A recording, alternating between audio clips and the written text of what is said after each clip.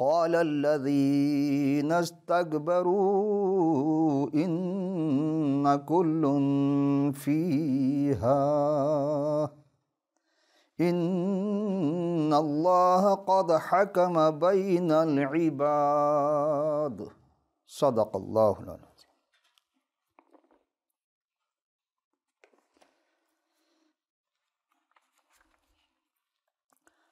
حقیقی عرفان میں آپ تمام سامعین اور ناظرین خدمت میں سلام اور خوش آمدید۔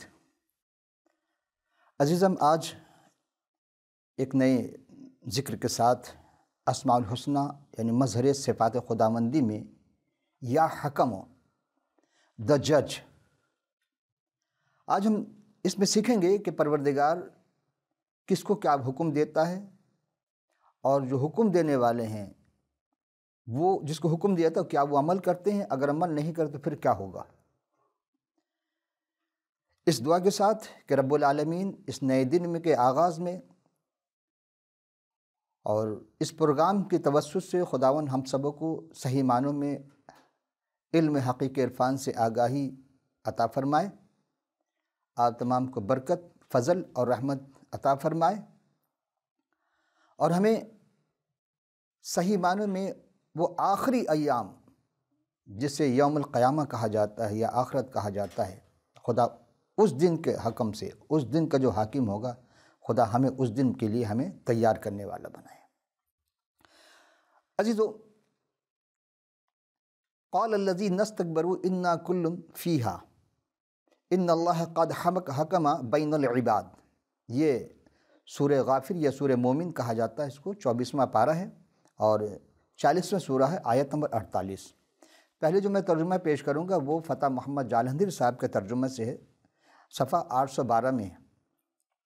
اس کا ترجمہ وہ لکھتے کہ بڑے آدمی کہیں گے کہ ہم بھی اور تم بھی سب دوزخ میں ہیں، اللہ بندوں کا فیصلہ کر چکا۔ حکم کے معنی پہلے حکم دینا کے ہیں، جو حکم نہ عمل کرے گا اور حکم کی پاسداری نہیں کرے گا، حکم عدولی کرے گا تو اس کی سزا ہوگی۔ بڑے آدمی کے طور پر جو محاورہ استعمال ہوتا ہے وہ کچھ اور ہے، انہوں نے محاورے کے زبان استعمال کی ہے، بزرگ ہیں۔ آئیے ہم دیکھتے ہیں، اب مولانا شاہ رفیع الدین صاحب محدث دہلوی ہیں، اور ان کا جو ترجمہ ہے اس کا صفحہ نمبر 567 میں ہے۔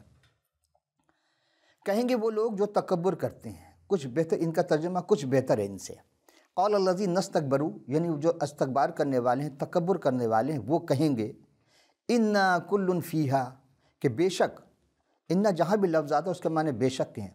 اچھا، عربی زبان میں ایک اور لفظ قد کے معنی بھی بے شک کے ہیں، لیکن جہاں انا آئے گا تو بے شک ہم اور تم ہم سب ہی ہیں۔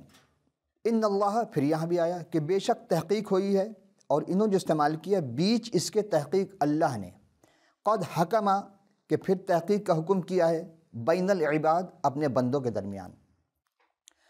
عزیزو، جب خدا حکم دے رہا ہے اور جو حکم عدولی کرے گا جو بھی بندہ، تو اس کی سزا اس نے رکھی ہے۔ تو اب حاکم ہونے کی حیثیت سے رب العالمین اس کائنات کا وہ واحد ہستی ہے جس کے اوپر کوئی نہیں۔ اب ہم چلتے ہیں کتاب مقدس کی جانب۔ توریت شریف کی کتاب ہے یہ، پیدائش اس کے پہلے باب کے 16ویں آیت میں خدا کس کس کو حکم کہا ہے۔ سو خدا نے دو بڑے نیر بنائے، ایک نیر اکبر دن پر حکم کرے اور ایک نیر اصغر رات پر حکم کرے، یعنی دن میں سورج اور رات میں چاند۔ ان دونوں کو جو حکم دے دیا آج تک وہ قائم و دائم ہے، یعنی خدا جس کو حکم دیتا وہ اپنے حکم، خدا کے حکم ماننے والے قائم و دائم رہتے ہیں۔ پھر ہم دیکھتے ہیں خدا تعالیٰ جناب آدم علیہ السلام کو حکم دیتا ہے، اس میں دو حکم ہم دیکھتے ہیں۔ پہلا حکم یہ ہے کہ ماننے کی بات ہے، دوسرا حکم ماننا ہے لیکن عمل نہیں کرنا ہے۔ پیدائش دوسرے باب کی 16ویں آیت۔ خدا نے آدم کو حکم دیا اور کہا کہ وہ باغ کے ہر درخت کا پھل بے روک ٹوک کھا سکتا ہے۔ 17ویں آیت میں ہے، لیکن نیک و بد کی پہچان کے درخت کا کبھی نہ کھانا، کیونکہ جس دن تو نے کھایا اور اسے کھانے سے مرا۔ یہی بات جب اگر کھا لیا تو پھر کیا ہوا؟ پیدائش تیسرے باب کی 11ویں آیت میں ہے، کیا تو نے اس درخت کا پھل کھایا جس کے بابت میں نے تجھے حکم دیا تھا کہ اسے نہ کھانا؟ دیکھیں یہاں پہلے حکم دیا کہ کھانے کیا کیا کھانا ہے، پورے درخت کے پھل کو، باغ کے ہر درخت کے پھل کھانا، لیکن ایک درخت ایسا تو اس کا کھانے منع کیا، اور جب کھا لیا تو کھانے کے بعد انہیں محسوس ہوا کہ ہم سے گناہ ہو گیا، اور جس میں وہ لباس نہیں تھے، اپنے آپ کو ننگا محسوس کیا۔ تو جب فارغ وقت میں، ٹھنڈے کے وقت میں خدا ان سے جب باتیں کرنے کے لیے آتا، آواز دیتا، اے آدم، اے آدم تو کہاں ہے؟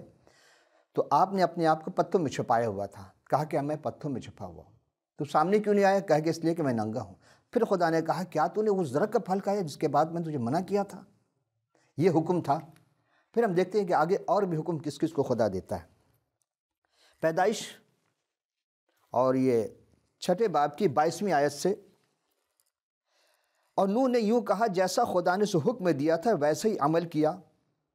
اب ہم دیکھتے ہیں کہ نوح کو خدا نے کیا حکم دیا تھا اور کیوں دیا۔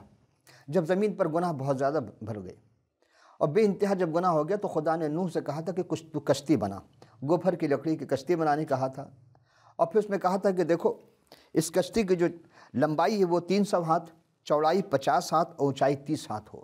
یہ ہمارے اور آپ کے ہاتھ کے برابر نہیں ہے، وہ دراز قد ہوتے تھے، ان کے قد بھی، ہاتھ بھی گز اور 2 گز کے برابر ہوا کرتے تھے۔ اور دیکھ میں خود زمین پر پانی کا طوفان لانے والا ہوں، تاکہ ہر بشر کو جس میں زندگی کا دم ہے دنیا سے ہلاک کر ڈالوں گا، اور سب جو زمین پر ہیں مر جائیں گے۔ 18ویں آیت میں ہے، پر تیرے ساتھ میں اپنا عہد قائم کروں گا، اور تو کشتی میں جانا، اور تیرے ساتھ تیرے بیٹے اور تیری بیوی اور تیرے بیٹے کی بیویاں اور جانوروں کے ہر قسم کے 2 اپنے ساتھ جیتے بچے، وہ نر اور مادہ ہوں، اور ہر پرندوں کی ہر قسم میں سے، چرندوں کی ہر قسم میں سے، اور زمین پر رینگنے والوں کی ہر قسم میں سے 2 تیرے پاس آئیں، تاکہ وہ جیتے بچیں، اور تو ہر طرح کے کھانے کی چیزیں لے کر پاس جمع کر لینا، کیونکہ یہی تیرے اور ان کے کھانے کو ہوگا۔ حکم دیا خدا نے، جیسا جناب نوح نے ویسا ہی کیا، اور جو نوح کی کشتی میں سوار ہو گیا وہ بچ گیا۔ یعنی کہ زمانہ کوئی سا بھی ہو، خدا یہ کہتا ہے کہ جو میرا برگزیدہ ہے وہ اس کے حکم پر جو چلے گا گویا وہ میرے حکم پر چل رہا ہے، اور حکم عدولی کرے گا تو گویا وہ اس نبی یا رسول کے نہیں بلکہ خدا کے حکم کی عدولی کر رہا ہے۔ پھر دیکھتے ہیں کہ جناب نوح نے جیسا کام خدا نے کہا تھا ویسا کیا، تو خدا نے ان کو بچا لیا، اور جو ان کے حکم میں نہیں مانا اسے غرق کر دیا۔ پھر ہم آگے چلتے ہیں کہ پیدائش 42 باب کی 25ویں آیت۔ پھر یوسف نے حکم کیا کہ ان بوروں میں اناج بھریں، اور ہر شخص کی نقدی اسی بورے میں رکھ دیں، اور ان کو زادرات بھی دے دیں، چنانچہ ان کے لیے ایسا ہی ہوا۔ اب ہم چلتے ہیں پہلی شریعت کی کتاب جو جناب موسیٰ کلیم اللہ کی معرفت ملی، 10 حکم کے شریعت میں، اس شریعت میں 10 احکام دیے گئے، اس سے پہلے احکام نہیں تھا۔ حکم کیا تھا؟ یہ استثناء 5ویں باب کی 7ویں آیت سے لے کر ہم آگے تک چلیں گے، لیکن ایک ایک حکم ہم بتائیں گے کیا ہے، اور ممکن ہے کہ اس سے پہلے آپ یہ حکم نہ سنے ہوں گے۔ اور یہی تعلیم، یہ حکم جو ہے، یہ تمام پھر ادیان میں یہ رائج ہوا ہے، کم و بیش کر کے، کہیں اضافہ کیا گیا، کہیں کچھ کیا گیا ہے۔ پہلا حکم تھا کہ میرے آگے تو اور بتوں کو نہ ماننا، اور کسی معبود کو نہ ماننا۔ لیکن کیا ہو رہا ہے پورے زمانے میں کہ خدا کو چھوڑ کر نہ جانے کس کس کی پرستش کی جا رہی ہے، کس کس کی پوجا پاٹ کی جا رہی ہے، کس کس کو خدا مانا جا رہا ہے۔ اصل جو حقیقی خدا اس کے در سے لوگ در بدر ہو گئے، ایک در چھوڑنے سے در بدر ہو گئے۔ دوسرا حکم تھا کہ تو اپنے لیے کوئی تراشی میں مورت نہ بنانا۔ اب دیکھیں کیسی کیسی مورتیں بنائی جا رہی ہیں، کہیں کھڑے ہیں ان کے بت، کہیں بیٹھے ہیں، کہیں لیٹے ہیں، کہیں کچھ انداز میں ہے یہ، لیکن خدا نے پہلے کہہ دیا کہ کسی چیز کی مورت نہ بنانا، نہ زمین کی، نہ آسمان کی، نہ پانی کے اندر کسی چیز کی نہیں۔ اور ویسے ہی لوگ جو ہے خدا کے حکم کی عدولی کرتے چلے جا رہے ہیں۔ تیسرا حکم تھا کہ تو خدا کا بے فائدہ نام نہ لینا۔ لوگ قسمیں کھاتے ہیں، اصل میں فائدہ نہیں ہوتا انہیں، جھوٹی قسمیں کھائے چلے جاتے ہیں۔ تو بہت ساری چیز سے خدا نے منع کیا تھا۔ سیدھی سیدھی بات کہ سبت کو پاک ماننا، سبت کہتے ہیں سنیچر یا ہفتے کے دن کو، اس دن کو پاک ماننا، لیکن جنہوں نے نہیں مانا پھر خدا اس پر عذاب بھی نازل کرتا۔ 5واں قانون تھا کہ 5ویں جو بات تھی وہ یہ تھا کہ حکم تھا کہ اپنے ماں باپ کی اور ماں کی عزت کرنا۔ چونکہ جب انسان اپنے ماں یا باپ کی عزت کرے گا، باپ اور ماں واحد شخصیت ایسی ہیں کائنات میں ہر انسان کے لیے کہ اس سے وہ بہت کچھ سیکھتا ہے، اور وہ جو ماں باپ کی عزت کرے گا تو آنے والی نسل اس کی عزت کرے گی، اور جس نے اپنے باپ یا ماں کی عزت نہیں کی تو اس کی اولاد بھی اس کی عزت نہیں کرتی ہے۔ تو یہ قانون خدا نے بنایا، حکم دیا کہ اپنے ماں باپ کا احترام کرو، عزت کرو۔ چھٹی بات تھی کہ تو خون نہ کرنا۔ اب خون کسی طرح کا بھی ہو، ناحق خون کسی کا بھی نہیں ہونا چاہیے، لیکن ہم دیکھتے فی زمانہ لوگ اپنے تخت کے لیے، امارت کے لیے، اپنے جاؤ حشم کے لیے، حشمت کے لیے، عزت کے لیے، اور نہ جانے کس کس کے بہانے لوگوں کا قتل عام کر رہے ہیں۔ ایک انسان کا قتل پوری انسانی قتل کے مترادف ہے، ایک کی جان بچانا پورے انسانیت کو جان بچانے کے مترادف ہے۔ تو اسی لیے کہا تو خون نہ کرنا۔ دوسری چیز کہ تو زنا نہ کرنا، یہ ساتواں حکم تھا کہ تو زنا نہ کرنا۔ اب دیکھیں پورا معاشرہ جو ہے ہمارے اس میں جکڑا ہوا ہے، کہیں آنکھوں کا زنا ہو رہا ہے، کہیں ذہنوں کا زنا ہو رہا ہے، مختلف چیز سے زنا کر رہے ہیں لوگ، لیکن ہوش نہیں ہے۔ تو ہم جب دیکھتے ہیں کہ شریعت میں کہ جناب مسیح نے کہا کہ نہیں، تم اپنی سوچ کو بھی پاکیزہ کرو، تم سوچو نہیں کسی کے بارے میں، برے خیالات نہ لاؤ۔ تو جہاں سوچ پہ پابندی ہے تو وہ پھر کیا ہوگا اس معاشرے کا؟ جہاں سوچ پہ پابندی تو معاشرہ ترقی کرتا جائے گا، خدا سے واصل ہوگا، نہ کہ خدا سے دور ہو جائے گا۔ اور زنا جو ہے خدا سے دور کر دیتا ہے، چونکہ یہ سب سے زمین پر خدا کے نگاہ میں سب سے ایک قتل، ایک زنا، اس سے روکا گیا ہے۔ آٹھویں چیز کہ تو چوری نہ کرنا۔ عزیزو، چوری بہت ساری چیزوں کی ہوتی ہے۔ ہم دیکھتے ہیں کہ بھوک میں لوگ روٹیاں چورا لیتے ہیں، دوسری چیزیں چورا لیتے ہیں۔ وہ کس کی وجہ سے چوری کر رہے ہیں؟ کون ہے جو چوری کرنے پر اس کو مجبور کر رہا ہے؟ جس نے اس کا حق مارا ہے، اب وہ کوئی بھی ہوگا، خدا اسے ضرور پوچھے گا تو نے کیوں کسی مفلس، غریب، یتیم، بیوہ کا حق مارا ہے؟ اور بغیر مارے ہوئے کوئی انسان بچ نہیں پائے گا، اور جس کا حق مارے گا وہ خدا اسے ضرور نپٹے گا، چونکہ ایک دن آئے گا۔ اب لوگ بھول گئے کہ ہاں ایک اور عدالت ہے جو خدا کے پاس ہے، اور اس سے بڑا کوئی نہیں، اس سے بڑی کسی کی عدالت نہیں ہوگی، اس سے بڑا کسی کا حکم نہیں۔ اس کا حکم ہے کہ چوری نہ کرو، لیکن اگر کوئی کسی سے چوری کروائے، ایسے بھی لوگ ہیں جو چوری کرواتے ہیں، ڈاکے ڈلواتے ہیں، تو کیا سمجھتے بچ جائیں گے وہ؟ عزیزو، جو بھی ہوگا اس خدا کے حکم عدولی کرنے میں کوئی نہیں بچے گا اس کے روئے زمین پر۔ آئیے اب ہم دیکھتے ہیں نواں حکم۔ یہ بہت سخت حکم ہے، اور یہ ہے پڑوسی سے متعلق، کہ تو کبھی اپنے پڑوسی کے خلاف جھوٹی گواہی نہ دینا۔ آج کیا ہو رہا ہے ہمارے معاشرے میں؟ پڑوسی کے خلاف جھوٹی گواہی دیتا ہے، پڑوسی کے خلاف پیسے لینے کے لیے بچے کا اغوا کر لیتا ہے، پڑوسی کے خلاف کیا کچھ نہیں کر سکتا، اس کی ہر چیز پر ڈاکے ڈال دیتا ہے۔ اور 10واں جو حکم تھا وہ بھی پڑوسی سے متعلق تھا کہ تو اپنی پڑوسی کی بیوی کا لالچ نہ کرنا، یعنی کسی اور چیز کا بھی لالچ نہ کرنا۔ لیکن آج دیکھیں کہ یہی لالچ تمام برائی کی جڑ ہے، وہ لالچ ہی کی وجہ سے انسان حسد، بغض، کینہ اور تمام چیز سے بھر چکا ہے۔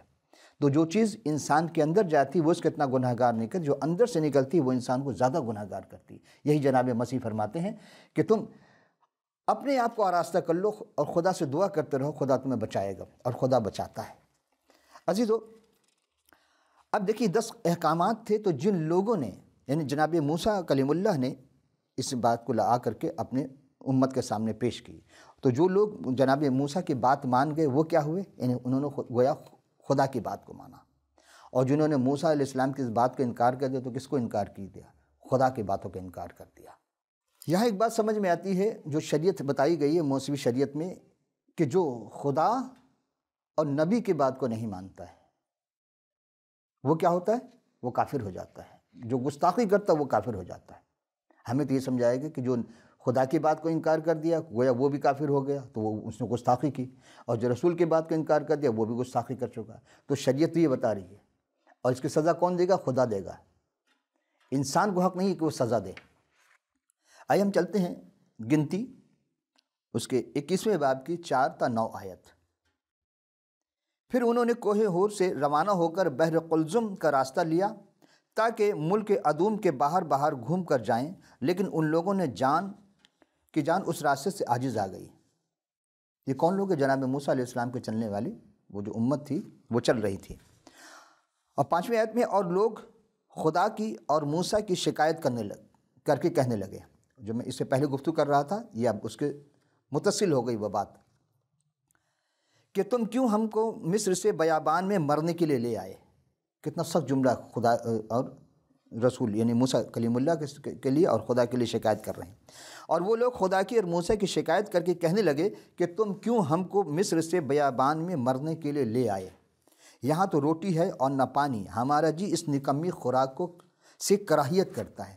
خدا جو مقدس پاکیزہ جس کو انہوں دے رہا ہے، من و سلوہ کہا جا رہا تھا اس کو یہ کراہیت کرنے لگے اور شکایت کرنے لگے خدا سے۔ تو خدا کیا چھوڑ دیا ان کو؟ جی نہیں۔ اب دیکھیے 6 نمبر کی آیت میں، تب خداوند نے ان لوگوں میں جلانے والے سانپ یعنی جلا دینے والے سانپ بھیجے، انہوں نے لوگوں کو کاٹا اور بہت سارے اسرائیلی مر گئے۔ عذاب آیا۔ لیکن ہم دیکھ رہے ہیں کہ ہمارے یہاں اتنے گناہ ہوتے ہیں، نبی اور خدا اور رسول کے خلاف ورزی کی جا رہی، لیکن خدا پھر بھی ہم پر اپنا فضل اور اپنی برکتیں نازل کر رہا ہے۔ ان کی معمولی سے غلطی پر یہاں تو کتنے گناہ سے گناہان ہوتے چلے جا رہے ہیں، لیکن خدا ہمیں سبق سکھاتا، لیکن ہم پھر بھی سبق نہیں سیکھ سکتے۔ تو جب اسرائیلی مرنے لگے تب پھر بھاگے بھی جناب موسیٰ کے پاس آئے۔ تب وہ لوگ موسیٰ کے پاس آ کر کہنے لگے، ہم نے گناہ کیا کیونکہ ہم نے خداوند اور تیری شکایت کی، سو تو خداوند سے دعا کر کہ ان سانپوں کو ہم سے دور کرے۔ چنانچہ موسیٰ نے لوگوں کے لیے دعا کی۔ اب ظاہر سی بات ہے، خدا کے پیارے تھے، کلیم اللہ تھے، خدا ان کی باتوں کو مانتا تھا، اور جب دعا کی جناب کلیم اللہ نے تو پھر خدا نے ان کو ایک اور مشورہ دیا، حکم دیا۔ بلکہ کیا حکم دیا؟ تب خدا نے موسیٰ سے کہا کہ ایک جلانے والا سانپ، وہ جلانے والا تھا، یہ جلانے والا، وہ مارنے والا تھا اور یہ زندہ کرے گا، لیکن زندہ تو خدا کرے گا۔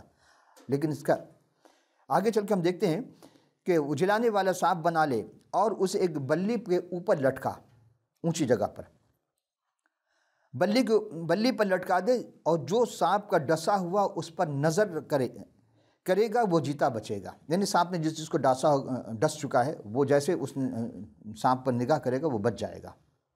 چنانچہ موسیٰ نے پیتل کا ایک سانپ بنوا کر اسے بلی پر لٹکا دیا، اور ایسا ہوا کہ جس سانپ کے ڈسے ہوئے آدمی نے اس پیتل کے سانپ پر نگاہ کی وہ جیتا بچ گیا۔ یہاں پھر ہم دیکھتے ہیں کہ اہل کتاب کہ یہاں اس بات کی بھی یعنی شریعت موسوی میں کے مطابق پتہ چلا کہ جو بھی خدا کے برگزیدہ رسول، سچے رسول کے خلاف باتیں کرے گا تو وہ گستاخ ہوگا، اور وہ اس کا بھی نہیں بلکہ خدا کا بھی گستاخ ہوگا۔ ہم تو صرف گستاخ رسول کا نعرہ لگا رہے، لیکن وہاں یہ ہے کہ وہ گستاخ خدا کا بھی ہے اور رسول کا بھی ہے۔ تو جو خدا رسول کا گستاخ ہو تو اس کی کیا سزا ہونی چاہیے؟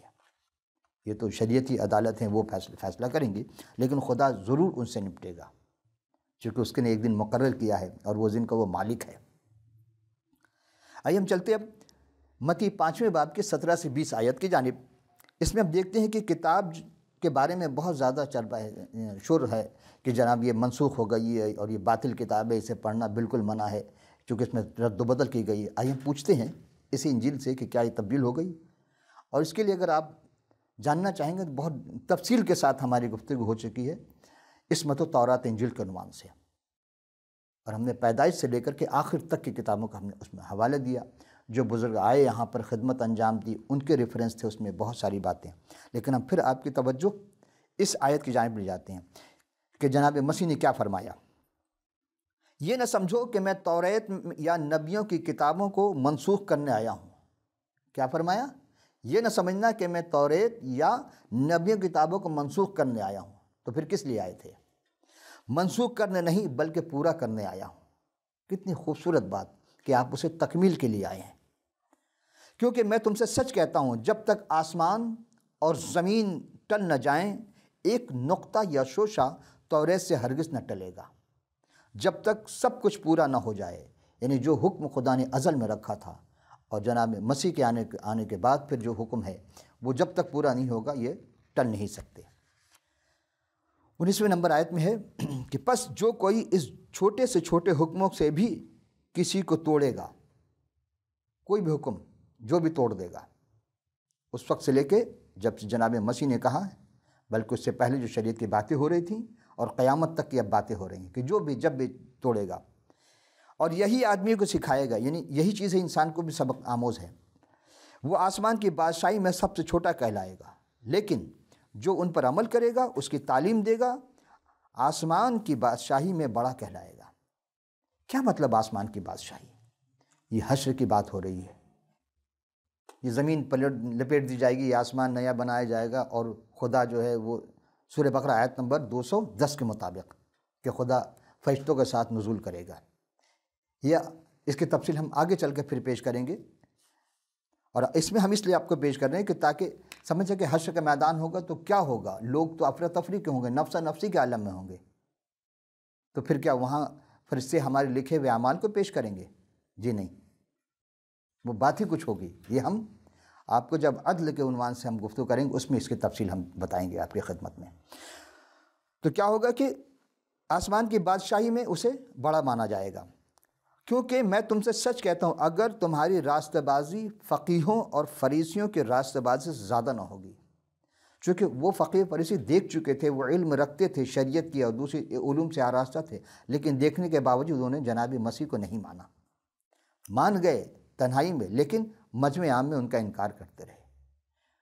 اعمال بہت اچھے تھے، تو اب وہ کہتے ہیں کہ تمہارے اعمال، تم آسمان کی بادشاہی میں ہرگز داخل ہوگے کہ جب تک ان کی راستہ بازی تمہاری راستہ بازی زیادہ نہ ہو جائے۔ یہاں ہم دو واقعے پیش کریں گے آپ کی خدمت میں۔ پہلا ہم لوقا کی انجیل سے پیش کرتے ہیں، اس کے بعد ہم آپ کی خدمت میں کہ حکم کسے کہتے ہیں اور کیسے کر کے کیا گیا۔ یہ ہے لوقا کی انجیل، اور یہ واقعہ متی 8 باب کے 23 سے 27 آیت میں بھی ہے، اور مرقس 4 باب کے 35 سے 41 آیت میں ہے۔ پھر ایک دن ایسا ہوا کہ وہ اس کے شاگرد کشتی پر سوار ہوئے اور اس نے ان سے کہا آؤ جھیل کے پار چلیں، بس روانہ ہوئے۔ مگر جب کشتی چلتی تھی تو وہ سو گیا، اور جھیل پر بڑی آندھی آئی اور کشتی پانی سے بھر جاتی تھی اور وہ خطرہ میں تھا۔ انہوں نے پاس آ کر اسے جگایا اور کہا کہ صاحب ہم ہلاک ہوئے جاتے ہیں۔ اس نے اٹھ کر ہوا کو اور پانی کو زور سے اس کے شور کو جھڑکا، اور دونوں تھم گئے اور امن ہو گیا۔ اس نے ان سے کہا تمہارا ایمان کہاں گیا؟ وہ ڈر گئے اور تعجب کر کے آپس میں کہنے لگے یہ کون ہے؟ یہ تو ہوا اور پانی کو حکم دیتا ہے اور وہ اس کی مانتے ہیں۔ آپ نے دیکھا کہ پانی اور ہوا کو حکم دینے کے لیے جو وہ مانتے تھے، وہ ابلیس تھا جو اس حالت میں آیا، اور کوئی نہیں سمجھ سکا۔ یسوع نے ان کو ڈانٹ کر کے خاموش کر دیا۔ جس کا حکم پانی پر ہو، ہوا پر ہو، پوری کائنات پر ہو، تو وہی تو حکم ہے، اور ہمارے یسوع مسیح اصل حکم بن کر کے دنیا میں آئے۔ ایک اور واقعہ ہم آپ کی خدمت میں پیش کرتے ہیں۔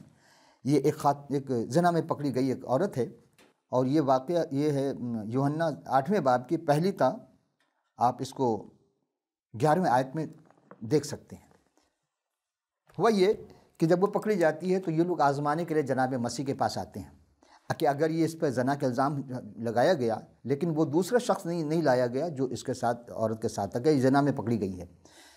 لیکن عزیزو، جب ہم دیکھتے ہیں کہ وہ آتے ہیں پوچھتے ہیں کہ یہ تو موسوی شریعت کے مطابق اس پر سنسار کرنے کا حکم ہے، اگر یہ انکار کر دیتے جناب مسیح تو ان کو شریعت کے مطابق ان پر الزام لگائیں گے، اور اگر سزا دیتے ہیں تو رومی حکومت کے خلاف ان پر الزام آ جائے گا۔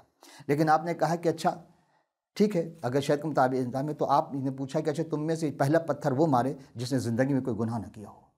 حکم کیا لگایا کہ پہلا پتھر وہ مارے جس نے زندگی میں کوئی گناہ نہ کیا ہو۔ سارے ایک ایک کر کے چلے گئے۔ جناب مسیح پھر کھڑے ہوتے ہیں، پوچھتے ہیں کہ یہ لوگ کہاں گئے؟ وہ عورت کہتی ہے کہ وہ سب چلے گئے۔ کہنے کہ جا، تو کیوں نہیں گئی؟ تو بھی چلی جا، آج کے بعد پھر گناہ نہ کرنا۔ اور آپ نے اس پر وہ حکم جاری نہیں کیا بلکہ معاف کر دیا۔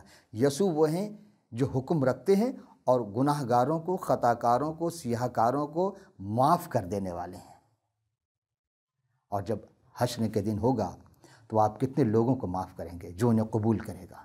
عزیزو، یہاں اب دامن وقت میں گنجائش نہ رہی، اگلی نشست کے لیے پھر ہم حاضر ہوں گے۔ اس وقت تک کے لیے اجازت، خدا حافظ ناصر۔